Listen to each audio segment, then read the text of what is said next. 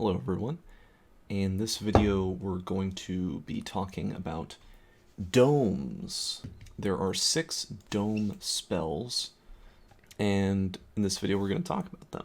So what exactly are domes? Basically they are ritual spells, and the purpose of them is they protect your labs. They protect your mages, they protect your forts from other ritual spells that would target that province. Those other ritual spells are basically hostile attack spells. An example could be Seeking Arrow or Flames from the Sky, which I will demonstrate in this video. So here in Abyssea we have not 1 but 3 domes set up, which is probably not usual for Abyssea, but anyway, we have them. The Forest Dome, the Dome of Solid Air, and a Frost Dome. So none of the domes you would expect to see on Abyssea, but we have them. Anyway, here in Caelem, I'm going to have this guy cast Fires from Afar onto Abyssea, and we're going to see what happens. So we get a report, 2 reports. A spell has been cast at the Frost Dome, which in turn blasted the enemy spellcaster with frost. However, the enemy spellcaster survived the attack. Presumably because Caelem has pretty natural cold resistance. And then a hostile spell has been stopped by the Dome of Air. So this is the way domes work, is they have a chance to block any spells that come through them. Some domes are permanent, and some of them have a duration. For example, the Forest Dome has no duration. It lasts forever, but the Dome of Flaming Death does not. This one only lasts for a few turns. You can put more gems in it to make it last longer, but otherwise it's not permanent. This little green pentagram symbol you get on your capital shows to you, the player, that you have these domes, but this is invisible to all other players. See, if you cast Fires from Afar or another attack spell, this is the prompt that you'll get. And basically this is your indicator that there is a dome in the province that you tried to attack with. The best way to get rid of a dome is for the mage who casted it to die. The exception to that is the Blood Dome. So here I have all 6 of the dome spells pulled up on the mod inspector, and we can talk about each one. So the Dome of Corruption, you get it at Blood 7. All of these spells come in somewhat in the mid-late game. So you have the Dome of Corruption, which costs 20 blood slaves, very cheap, somewhat easy path for certain blood nations. For Abyssea, for example, they can definitely do that. So what this dome gives you is 75% protection, which means when a spell is cast at your province, there is a die roll, and the percentage chance that the spell is blocked is equal to the protection rating.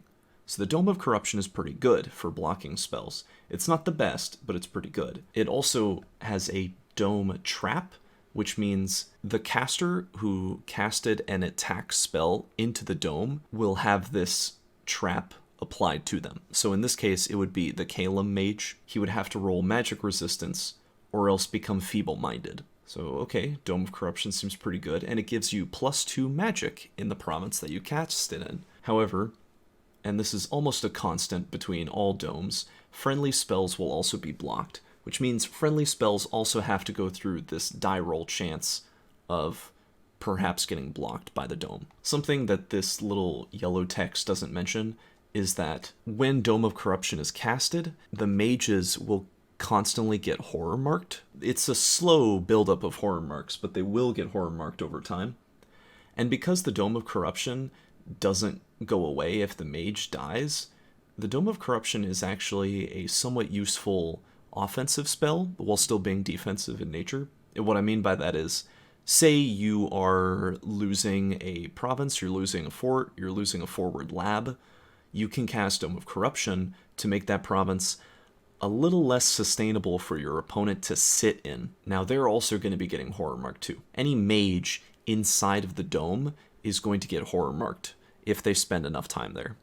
So casting Dome of Corruption can be a great way to dissuade your opponents from actually bothering to take your land. Then we have the Forest Dome, which is pretty difficult to cast actually at Nature 5. Not many nations could realistically get up to this level. Surely Pangea could, M.A. Iru potentially, but still it's a little prohibitive. Thankfully it only costs 10 nature gems and it stays around forever, and you can use it underwater too. However, the dome's protection rating is pretty poor, and it gets destroyed if a fire spell is cast at it. So it's a sort of cheap defensive barrier, but it's not particularly good. I'm not even sure it's necessarily worth casting. Fire is just so ubiquitous. Casting this depends on who you're playing against, of course. If you're playing against, say, Abyssia, who you know for sure is gonna have a lot of fire access, then maybe the Forest Dome isn't your best bet. The Dome of Flaming Death, Enchantment 7, pretty late. Fire 4 is achievable, and it only costs 8 fire gems, which is a pretty excellent price. However, the Dome of Flaming Death is not permanent. You can pump more gems into this to get more turns out of it, but it's not permanent.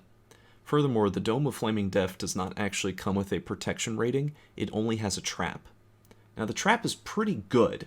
2d20 armor-piercing fire damage. There's not many mages in the game that can survive that much damage. Granted, it is pretty RNG if you're actually going to kill them or not. There is a fun extra effect of the trap that you can potentially burn down the lab of the attacking mage. So this is worth considering. It's not very expensive. I wouldn't say to rush Enchantment 7 for this alone, but it's a decent spell. It's a neat trap. It's just, once this trap gets sprung, it becomes a lot less effective. People are going to start expecting you to have Domes of Flaming Death. You're the one who's going to start paying extra, because you're going to have to keep paying fire gems to keep these things maintained, while your opponents will just stop casting attack rituals. The Dome of Arcane Warding, 10 Astral Pearls, Astral 4. This one, much like the Dome of Flaming Death, is not permanent, but it does last slightly longer. It lasts for 10 turns instead of the Dome's 8. And much like the Dome of Flaming Death, you can add 1 pearl to increase the turn length by 1 per gem. This dome can also be casted underwater. I guess I should clarify there's only 3 of these dome spells that can actually be cast underwater. But the Dome of Arcane Warding is a good middle-of-the-road dome. It doesn't have a trap. Astral Pearls are sort of a valuable commodity, as in Astral Pearls are perhaps worth a little bit more than other gems, like fire gems. But Astral 4 is pretty achievable for astral nations in general. All the domes, except the Dome of Corruption, will be dispelled if you lose the province, as it says. The Dome of Corruption is also not permanent, but you can add 1 Blood Slave to increase the turns. The Frost Dome is Enchantment 6, Water 5. For the sad water nations out there, this is very achievable. The Dome protection rating is just as good as the Forest Dome, which is to say, not very good. However, it also comes with a trap, much like the Dome of Flaming Death, and it's a D15 armor negating cold damage, which means it can do anywhere between 1 to 15 armor negating cold damage, which is enough to be threatening. It's not really enough to reliably kill someone. Against certain squishy mages, it can definitely be a hazard. Not much to say about the Frost Dome. It's decent. And then you get to the Dome of Solid Air, which is perhaps one of the better domes. It gives 80% protection, which is the best you're going to find. However, if it ever fails to block a spell, that 20%, then it is instantly destroyed, which is pretty sucky. Furthermore, it requires you to have Air 5, which is pretty unreasonable for a lot of nations. Even nations with air, that can be very difficult to achieve. The air boosters are both extremely expensive. And this spell alone costs 20 air gems. It is permanent, so I think the Dome of Solid Air is actually kind of garbage. It's more of a win more spell, like if you're really in a commanding position and you just want to secure your lead and have no way that your enemies can beat you, I think this is great for that purpose. If defense is all you need, this is the most defensive dome you're going to get. So that is the end on this video about domes. I hope that was helpful.